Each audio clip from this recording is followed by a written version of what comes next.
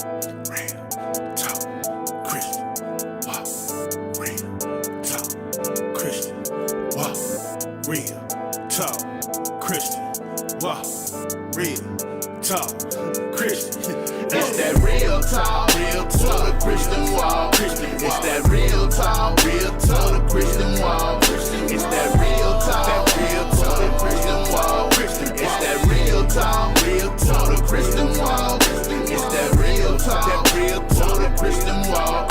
It's that real talk, the Christian walk. It's that real talk, the Christian walk. It's that real talk, the Christian walk. You are now listening to Real Talk for the Christian Walk, a podcast that inspires you to not just talk the talk, but to walk that talk, because actions speak louder than words, and well done is better than well said. We are your hosts. My name is Aaliyah Mosley. I'm Pam. And I'm Wesley. First of all, we would like to just thank everybody for listening to our first podcast. We are now on YouTube, iTunes, and Google Play Music. Hey. So if you will like and subscribe, please. Thank you. Yes, please. We have any shout outs today, guys? Shout out to Taste and See Coffee Shop once again for letting us record here. Yes, and shout out to those of you who took a little extra time to just share your comments or encourage us, because it's much needed. we really enjoy you all engaging with us in this podcast. Everything that you all say, all the engagement that you do, we really appreciate it. Thank you so much for liking our Facebook page, subscribing to our YouTube page, listening to us on iTunes, Google Play, everything. Just thank you all so much for your support. We can't do it without you. And thank you for Maya, who's behind the camera. Yeah, for those of you My watching on baby. YouTube, For putting Maya up with us. is behind the camera. Shout out to Maya. Shout out to Maya holding it down. Yes. Yeah. All right, y'all feeling good? How y'all feeling today? I'm feeling good. I'm Good. footloose and fancy free. Definitely better than the last one. Y'all, we was nervous last time, but we ready. We ready to get this thing popping. So, so let's dive into this topic we got today. I think it's much anticipated. Yes. Maybe a little controversial, kind of. Definitely. You know. Yeah, maybe a little, but we need to talk about it, because this is stuff that real Christians deal with. This is real reasons why some people don't go to church. Absolutely. I would say probably about 75% of the conversations I've had with people who don't go to church about why they don't go to church. I hate to say it, but it has a lot to do with different experiences they've had with the pastor, or how they viewed the pastor. So Right, definitely. All right. So today's topic is Christians want real pastors. Real pastors. Christians want real pastors. Yeah. So we did a little poll, and Wesley has the results of that poll. Right. If you will go over that now, Wesley. All right. Thank you to those that participated in our poll. And the first question of the poll that we asked was, do you want a pastor who knows who you are? Do you want your pastor to be able to talk to you on a first name basis? The answer choices were, yes, it's important. The pastor knows me by name and develops a relationship with me. No, the pastor doesn't have to know who I am. I go to church just to get the word. Or it would be nice if the pastor knows who I am, but if he or she doesn't, that's okay too. The results are as follows. 30% said yes, it's important the pastor knows me by name and develops a relationship with me. 10% said no, the pastor doesn't have to know who I am. I go to church to get the word. And 60% says it would be nice if the pastor knows who I am, but if he or she doesn't, that's okay as well. All right, so the majority of those who listen to us know they would like the pastor to know who they are, but I guess they understand if they don't. So pastors, you're off the hook. You don't have to remember all those names by heart, but just remember, Right. All right, question 2. How do you feel about your pastor being financially well off? That's an interesting question. That was a good one. Because, in my conversation with a lot of people, One of the main reasons folks don't go to church. Pastor just want your money. Pastor want your money. Yes. All right. So the answer choices were A. My pastor should be financially well off. Being a pastor is a 24/7 job, after all. Or my pastor should not be making money off of the people that he or she says God called them to shepherd. A pastor should get a 9 to 5 to earn a living like everyone else. Or, Pam like, heck to the no, I ain't finna deal with y'all for free. Pastor Pam in the house. or how my pastor live his or her life financially is his or her business. All right, and the results of that one were 60% says my pastor should be financially well off. Being a pastor is a 24/7 job after all. 10% say my pastor should not be making money off of the people that he or she says God called them to shepherd. And 30% say how my pastor live his or her life is his or her business. So, pastors, again, your people want you to get paid. Okay, As pastors. they should. What's time As for the they pastors should. now? Yes. Yes. 3:00 phone calls. Pray for me. And finally, do you care about how your pastor lives his or her personal life? Does it matter to you how the pastor conducts his or herself outside of church? The answer choices were yes. I expect my pastor's life to be an example of how I should live my life as a Christian. Or no, my pastor is human just like me. This was actually half and half, guys. 50% say yes, my pastor's life should be an example of how I should live my life as a Christian. And the other 50% said no, my pastor's a human just like me.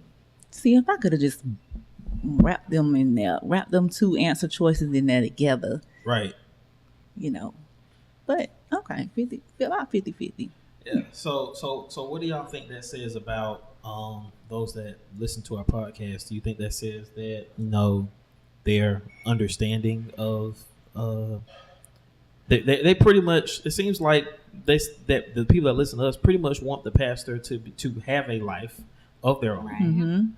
and they should be compensated to having to deal with us. Right. Right. I totally agree, and I think that just like what I said on the last podcast,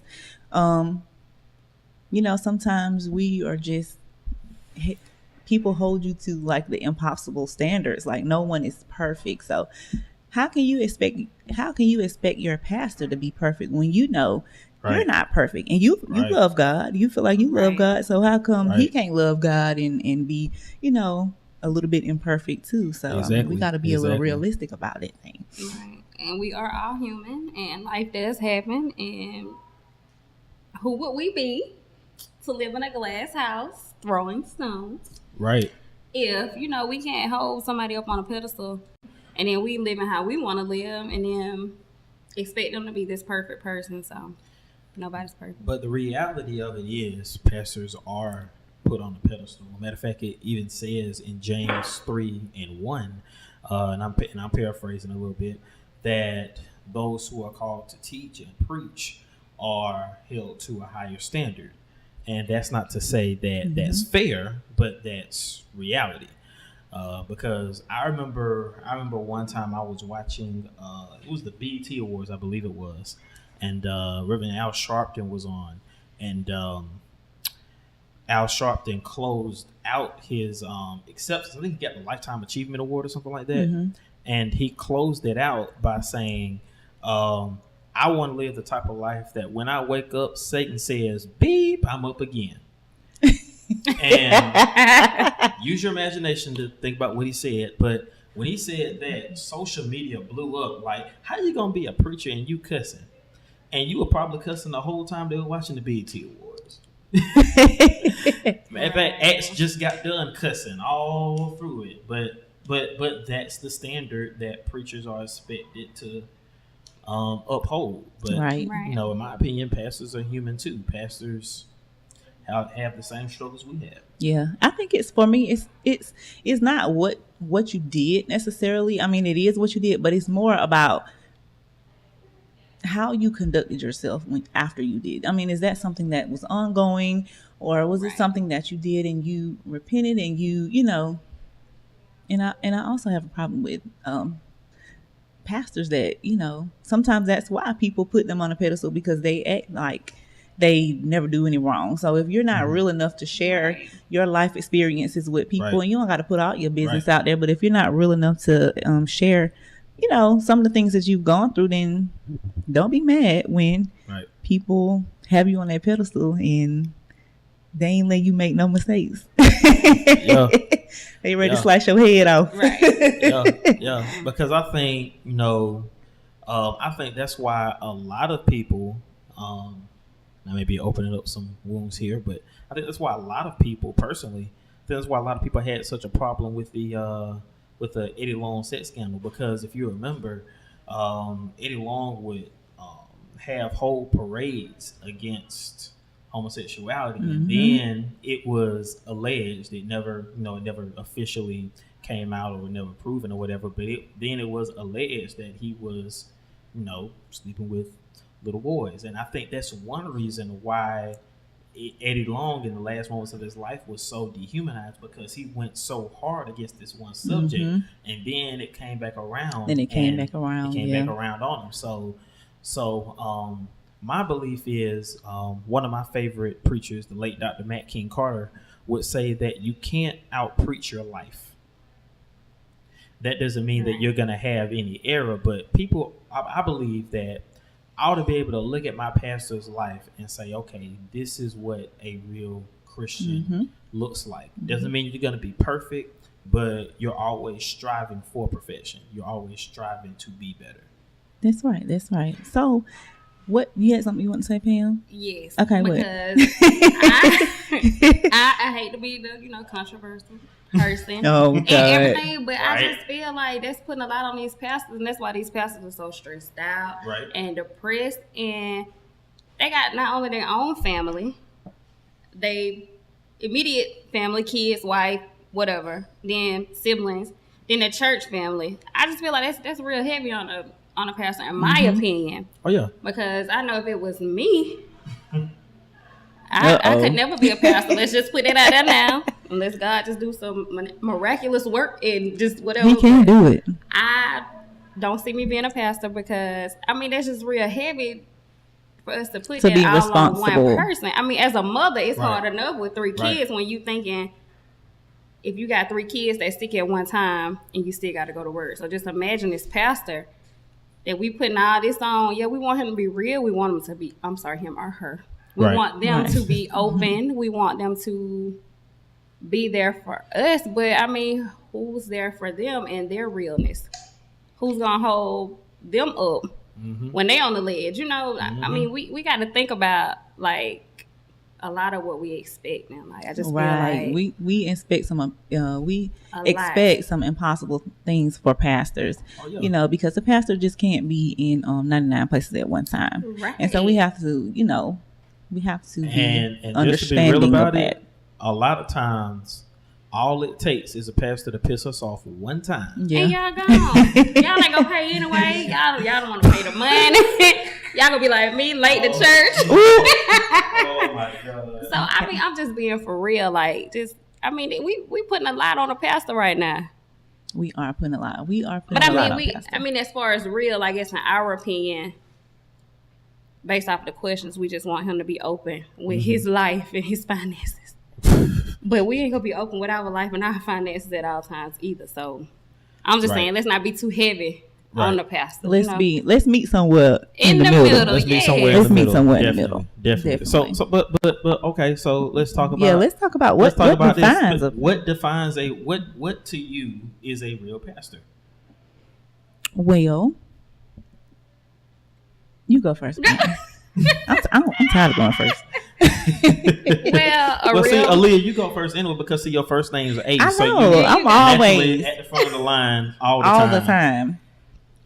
Well, to me, a real pastor is some of the things that we talked about. You know, open, and I feel like that's why I chose my church, is because I feel like my pastor is a real pastor and he's open. with a lot of things that I probably wouldn't be open to everybody about. He just put it out so there. I just feel like he's definitely a real pastor. I feel like our whole, pastoral staff are just open and real and just somebody you can just go to, Yeah. as opposed to some churches you have been to where like the people on the pole say they don't care about the pastor knowing their name, but some of them are just there for, in my opinion, the attendance or to see how many people there. No matter what your name is, they just want to see if you're actually there. Right. That's right. I would say, in my opinion, a real pastor is pretty much like Pam said, someone that I can go to as a confidant, because a pastor is supposed to be a spiritual guide. Of course, a pastor can't do the work for you, but I believe that a pastor is a person that equips you to do the work of Christ, and also is a spiritual guide on how to live your life in a godly way. All the pastor can do is give you the tools. It's up for you to use them. And a pastor, while flawed, I believe is equipped by God to equip the people with what they need to get into heaven, because ultimately that is the goal of every Christian, because none of us can stay here. Right. The goal is to get into heaven, and I believe that a pastor is supposed to do everything in his power to help the sheep that he's been called to shepherd to do that. And I can imagine as a pastor, sometimes it can get frustrating when you pour in and pour in and pour in and pour in, and it seems like they're just not getting it and they're just not listening. And then, with no apologies, people will call them at 2-3 o'clock in the morning, wanting them to hop out of their personal life to meet their beck and call. Being a pastor is, hands down, in my opinion, one of, if not the hardest jobs out there. And then you have some people that think you ought to do it with no compensation. Right. So, I mean, it's difficult. Right. It's different. Living a pastor's life often, I believe that living a pastor's life often is, even if you have family and friends support you, I believe it's often a lonely life, because it's just, because I can imagine it's like I'm doing all this pouring in. Who's pouring into me? Right. Exactly. Yeah. That's right.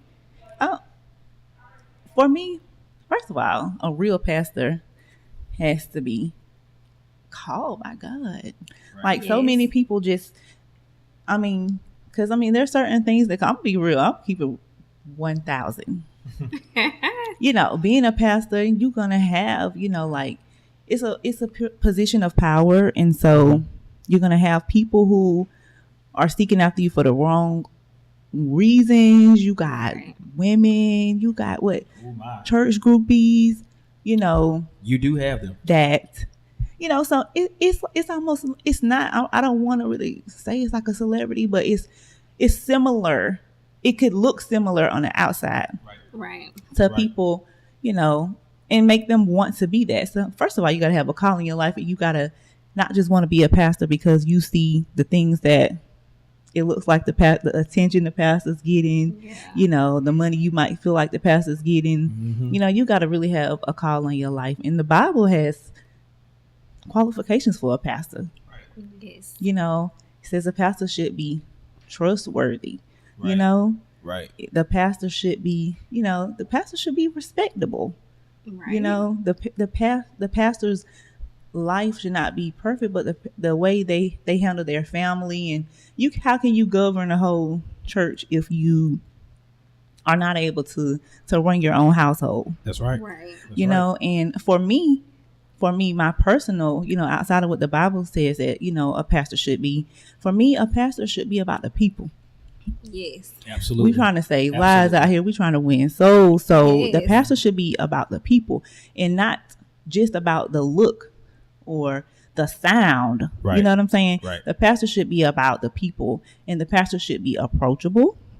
Yes. Have y'all ever seen pastors that look like They got 1,000 bodyguards. Right. You're like, I just want to shake your head. Now, don't get me wrong. I believe there is a necessity for armor bearers and things like that. Absolutely. It didn't have to be excessive because everybody ain't coming to church for the right reasons. Mm-hmm. Right. Let's just say the pastor didn't have anybody with him and somebody for whatever reason wanted the pastor up for whatever reason. He doesn't have anybody to protect. I believe, the pastor should have protection at all times. I believe that, right. But it shouldn't be to the point to where you can't touch him. Right. You were able to touch Jesus. If you can touch Jesus but can't touch the pastor, that's a problem. Right. Okay. You And better at the say same that. time, Jesus had 12 disciples also. Yes, he did. Yes, he did. So even getting back to the 12 disciples, the pastor has to have a team of people, Right? A strong team. And he's a leader. He has a calling on his life. He's called to be a leader. So if you're a leader, anybody ever been in a leadership position at your job or anywhere? Mm-hmm. You have to know how to build your team of people up under you. That's right. You can't just have anybody. That's right. It's a reflection of you. Right. It's a reflection of yourself if you don't have the right people. So a pastor has to have a team that cares about the people too. Right. Absolutely. So that's what I think a real pastor should be. Respectable, but if he should be mostly about the people and saving lives, and he should be approachable, and he should care. Yes. He should care about the people, and he should care about their lives. I know it's hard to care about everybody's life and everybody's situation. You can't visit every home or every sick person, but you can care. Mm-hmm. You can still care. Right. Mm-hmm. So let's get on this money thing. That seems to be the number one reason why. And as a male, I can tell you, like, with talking to my male friends or whatever. And it's no coincidence that it's mostly women in church. It's no coincidence that it's mostly women in church. Yes. And because just from talking to different males and people, no one's outright said it, but I truly, truly believe that the hardest thing to do is to get a man, and I know there are female pastors out there as well, and which even worsens what I'm about to say. But most of your pastors are males, and I believe it's hard for a man to, I don't want to say submit, but be under authority to another man. I would 100% agree with that. And for doggone sure, it's hard for a man to give another man money blindly and not be able to say, okay, what are you doing with it? Because that's how we are. When we as men, we're action people. When we sow into something, we doing something, we want to see what's being done with it. We're tangible like that. You know what I mean? So you giving, and then there's the thought of, you giving all your money to that pastor, and he driving that nice fine car, and he living in that nice fine house, and how you living? When the last time has he thrown you any money? Has he dropped any money in your cash app lately? So and these are real reasons why people have such a hard time, men specifically, going to church. Because people see pastors' anniversary and things like that and think that that's all there is to it, not knowing about the 3 a.m. phone calls and them having to go to hospice and having to go to hospitals and having to comfort a loved one, having to comfort a loved one after their mama died or their daddy died, and still trying to encourage their daughter or their son to still go on, knowing that they're hurting inside. Those are the things that they don't see. That's right. They don't know. All they see is, they see these people in these nice fine churches and these televangelists riding planes, and they put all these preachers in this little small box. Right. Pam, what's up? So, I feel like pastors just want your money? No, definitely not. I hope not. I ain't got a lot to give you. But no, as far as pastor anniversary, I do feel like pastors should receive something for all they don't put in all year. And if you got pastors that's out here 10, 15, 20, 30 years, when you're on your job, you want people to celebrate you, and you expect gifts and rewards and stuff from your company. So, And a pension. right. So why shouldn't we pay the pastor for his time, his work? But also, I think social media has really messed it up for a lot Right. of real pastors because, and I will say this, years ago when I was young and I wasn't, grown as to where I am now in the word, I would think that too. Like I remember back being in middle school, seeing certain pastors and be like, darn, they driving that car? Oh, they got that. They got that. But I mean, now that you've grown, also, I was that same little child down in country churches on them hard wooden pews also. So I definitely am glad that we now have this nice facility that we can attend for, also thanks to people like Wesley with live feeds so we can attend from our bed. Bedside Baptist, pillow Pentecostal. But that's not what we want to do. But I mean, just think about it. If we didn't invest in our pastor, which I'm sure he's going to turn around and invest into the church, we wouldn't be where we are now, and then we still going to be mad. So then we're going to be mad because we're going to be saying where the money at. We still sitting on hard pews. So I think the money is a good thing as long as we see where the money is going. Girl, you just basically led into what I was going to say. You just led right into what I was going to say about basically, it pretty much takes money to, absolutely, to do ministry. I think Wesley said that last on the last one too. Yeah. But I mean, we don't understand that because we come to church and we sit there, and sometimes we don't do anything. We just come in, we just sit there. And we don't really know, hey, I didn't buy these pews. Right. Hey, I didn't buy these hymn books or whatever. Right. The lights are on. Right. Yeah. And that's another thing. Like, we can see it's almost the like bathroom is clean. It's almost like it's almost like a child. It's almost like a child when they're consistently asking for stuff and asking for stuff and asking for stuff. Yes.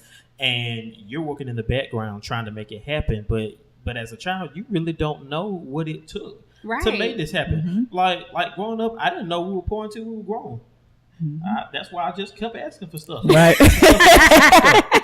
And yet, we down the pastor, and that's another element to where, I'm sure we get on pastors' nerves, or we consistently ask, well, Pastor, why can't we do this? Why can't we do this? We don't know what the books look like. Yeah. Right. And from actually, I actually am an employee at my church, so I'm privy to some, not all information, but I'm privy to some stuff that the average church person wouldn't know about.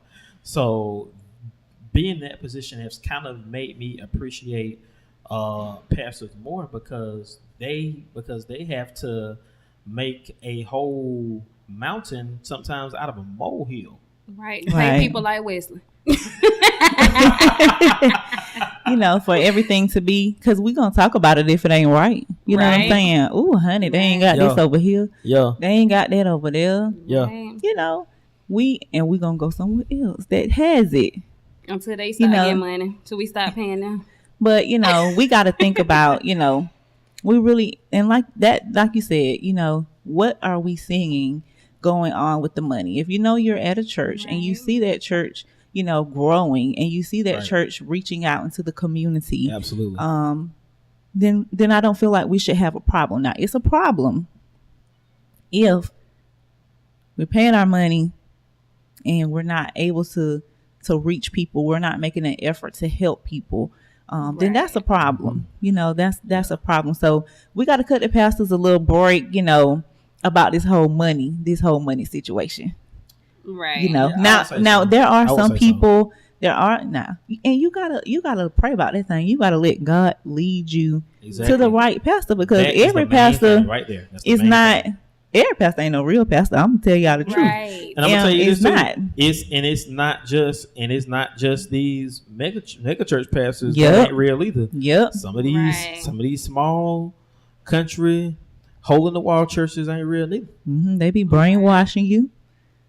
But what's so funny to me? Like some of those churches like that, they congregation be doing whatever they say. Right. Yeah. But we could be at a church that's doing what it, that's teaching the gospel, and we'll have a problem with it. But we gonna have this other church over here, prophet line, and they just be giving their money, Right. Man, that's crazy. And ain't put a doorknob on the church, ain't came by The to church- see you. Right. The If you ceiling don't finna give fall a on certain- your If head. you don't give a certain amount, your mama ain't getting buried in the church. She got to go to the funeral home. Ooh. That's right. So you gotta see what is, and I feel like churches should be open with whatever, what you're doing with this money. It shouldn't be no secret. Absolutely. Right. You should be able to, the IRS want to know. The people of God want to know. Yeah. I mean, accountability is huge. Mhm. Accountability is huge. At my old church, I know we used to have meetings, like a finance meeting, I guess, to say, this is what we're doing. This is what we got going on with the money. I'll be honest, I ain't never go, y'all. But I didn't feel like I needed to go because I didn't have a problem with what was going on in my church. I felt like the money, and my pastor was a man of God. And, even the churches that I've been to over the years, I can gladly say that wasn't an issue. I didn't feel like they was taking the money and doing, everybody, you might disagree on some other stuff, but, I don't feel like I've been in a place where, I was can't taking quite the say money. the same. Really? Wow. I've been a part of a church where it was a small church, but they were real. But those that were in charge of finance, they were really, really, really good at saving money. Oh. So it was a small church, but the church had money, Mm-hmm. but they were real good at saving it, Not smart. and they never ever used it for anything at all. Just sitting on it. Matter of fact, they did renovate the sanctuary, but the only reason they did it was because the roof was leaking, and they had to fix the roof, and the building was out of code. And when your building is out of code, you can't put a doorknob on the church unless it gets in code. So Right. they had to.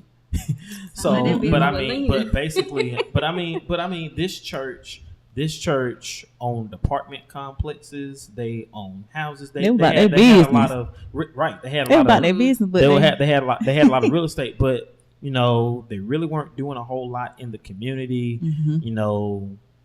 As you got deep into it, you find out some other shady things were going on, and this was a small church of about 30 members now. So like I said, Wow, 30 members, and they had real estate. Yeah. They really was paying they was doing it. church. Mm-hmm. Mm-mm. So I guess things like that. Is that why y'all think pastors are not trusted? There's a lot of people that they ain't trying to trust pastors. They just aren't. They don't want to. They don't trust them. When you don't have trust, you don't want to give up your dollars, your hard earned money. Now, so why do you I think believe people it don't goes- trust pastors? I believe it goes for some people. I think it goes to the person, but I think for a lot of people, it goes to based on stuff that they've heard. Now, that's not to discount the people that have personally experienced church hurt from pastors or members or anything like that. Mm-hmm. But I feel like a lot of people have heard stories and have allowed Mm-hmm. those negative stories to be Yeah. like, I'm gonna keep my money. And to tell you the truth, it's not even the fact that you have a lot of people that don't believe in God.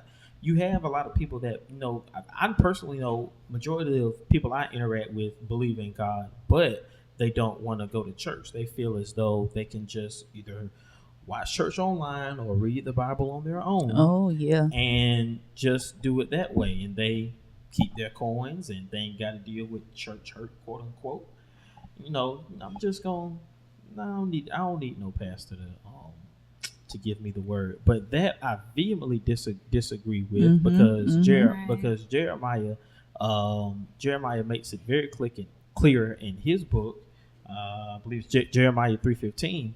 He says, "I will give you pastors from my own heart with knowledge and understanding." Yes, you can read the Bible for yourself, and you should. Right. But you better. But that doesn't necessarily. But God gives pastors revelations Mm-hmm. Right. based on the word that He may not give you because you weren't called to receive those. Absolutely. Revelations. They go that Yeah. calling again. Yes. They go that calling again. I mean, I think that, it just goes back. You can't let, I know, what is that saying? Like, one bad apple spoils the bunch. Yep. Yes. But let's not apply that to our pastors, because there really are men of God that are called. And you really just have to, not let one experience that you had, Right. taint your mind. Right. And hold it against everybody else. Right. Because everybody is not the same. So Right. And every church is not the same. Every pastor is Absolutely. not the same. That's why there are 5,973 churches out there to fit the church that will minister to you. Did right. you Google that? I'm for real. 'Cause I was like, is that real? Is that for real? That ain't real. You just made it up. Shoot, it's like 5 But it million is. churches just in the city of Macon alone. I was about to Did say, you somebody know- told me Macon, Georgia was the church. Yeah, capital. Macon, Georgia has more churches per capita than any other city in America. Somebody just told me that. I could believe it. I was talking to a friend of mine, and we were just counting all the churches in Fort Hill. Oh, that was you, Pam? That was definitely me. Right. Oh, it's a church over here on this corner. It's a church over there on that Mm-hmm. corner. So, I mean, it's definitely, don't let one experience, deter you from your walk, because I promise you guys, keep hope alive. There is a Right. church out there for you. Sometimes you have to, there is a pastor.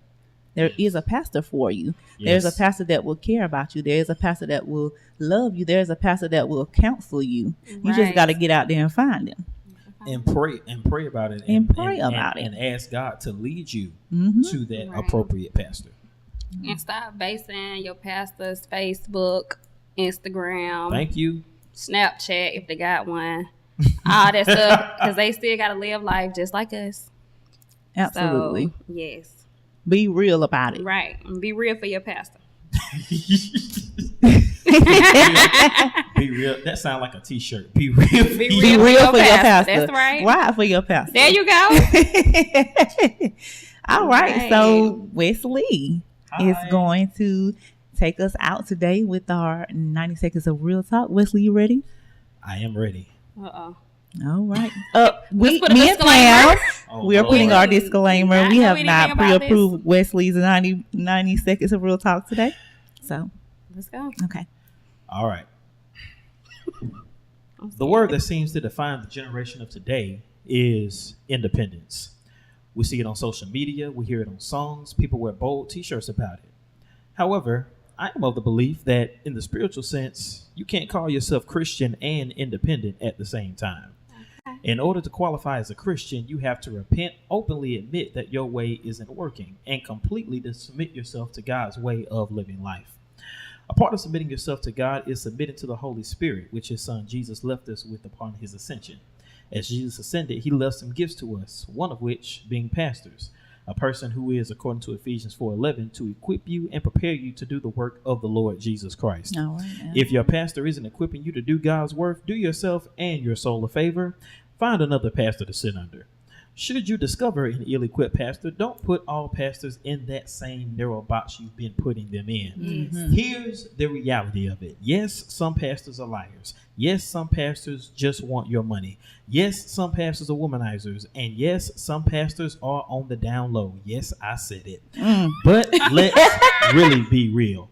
Have you looked in the mirror lately? The same grace and mercy that's new for you every morning are new for pastors as well. Yes. If Jesus can use Peter, a man who cut a soldier's ear off, denied Jesus 3 times, and had a foul mouth, saved 3,000 souls in one day, he can do a Yes. great work through your pastor, no matter how jacked up he or she is. Real talk. Yes. Real Wesley. talk. Yes.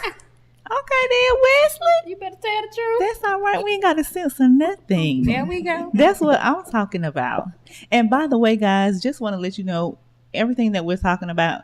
I mean, we're best believe we in this Bible, Yes, sir. and everything that we're telling you all is coming from the Bible. It's Bible based, so we're not just sitting up there telling you anything. Right. There you go. Right. We getting our facts together before we just put it out there. All right, our third topic is going to be, What's it going to be? What we're talking about? we are talking about addiction. Ooh. How Christians handle addiction. How do Christians handle addiction? Oh, that's going to be a good one. A great one. Oh, my goodness. All right. If we have anybody that's going to give testimonies, we're going to have to pre-approve these testimonies. We'll want another watch night situation. I don't know what we're talking about. Look it up. All right. Thank you guys for tuning in with us today. And we are out of here. All right. Thank you, guys. Thank you. Keep it real.